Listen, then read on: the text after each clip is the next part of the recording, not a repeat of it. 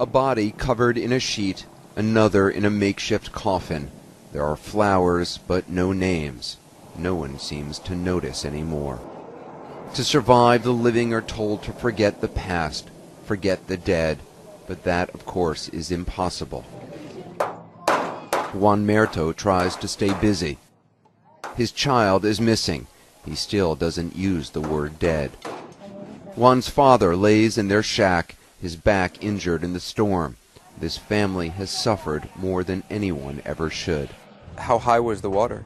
The water was as tall as that tree. Janitus Merto's 2 children slipped from her grasp and drowned. I did all that I could, she says, but I let them go. What can you say in the face of such sadness? Juvelin Tanyega is trying to keep busy. She's collected old dishes and is cleaning them up. We first met Juvelin on Tuesday. She showed us the bodies of 3 of her children. She placed them in a piece of luggage under a sheet.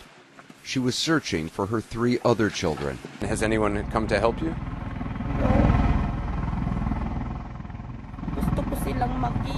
I really want to see them, she says, even if it's just their bodies. 2 days later, and she still hasn't found her 3 other children. Has there been any help since we saw you? None, she says. My children are decomposing. They're still there. No help, no local government officials, no city officials, says Juvelin's father. Nobody is showing themselves.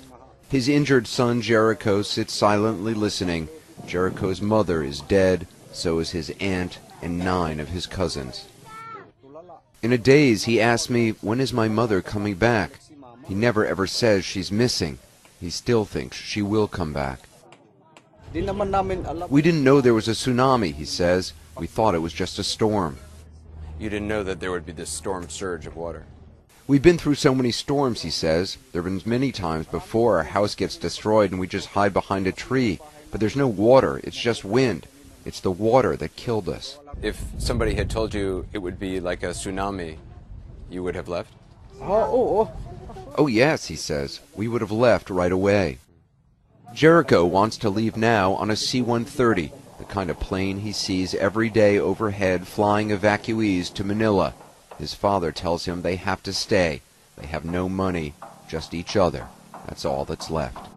It's been almost a week since the typhoon hit, and the initial adrenaline of the storm and its aftermath is faded, and just the grim reality of what life is now has taken its place. People are trying to kind of rebuild is too strong a word, just trying to survive as best they can. People have hung up some washing on a shack that they put together out of scraps of corrugated tin that they've been able to salvage.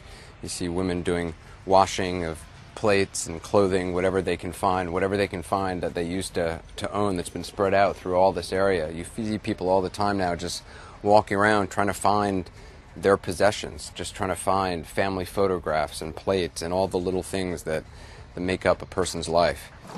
Survival is still a struggle, for some more than most. 2 days ago we met Dick Esperas, sharing some rice with his neighbors. He desperately wanted to call his mother in Manila to let her know he was alive, though his wife and 2 of his 3 children were not. We dialed her number for him on our satellite phone. They're all gone. They're gone, he says. They're all gone. We're the only ones who survived. Just the 2 of us survived, he says. I don't know why this happened to me. We found Dick Esperas again today. How are you? His grief is still overwhelming. He can't stop thinking about seeing his family drown in the storm. The first one that I saw was my youngest, he says. She fainted and then she drowned. The water was so fast. And then my wife, when I tried to grab her, I missed her, and then she drowned. Then I never saw her again.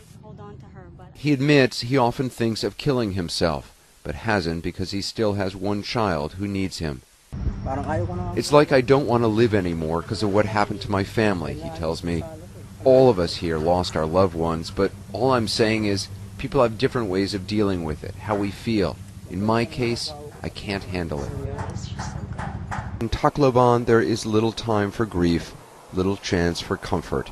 Between death and life, the line is thin. Sometimes there's no line at all.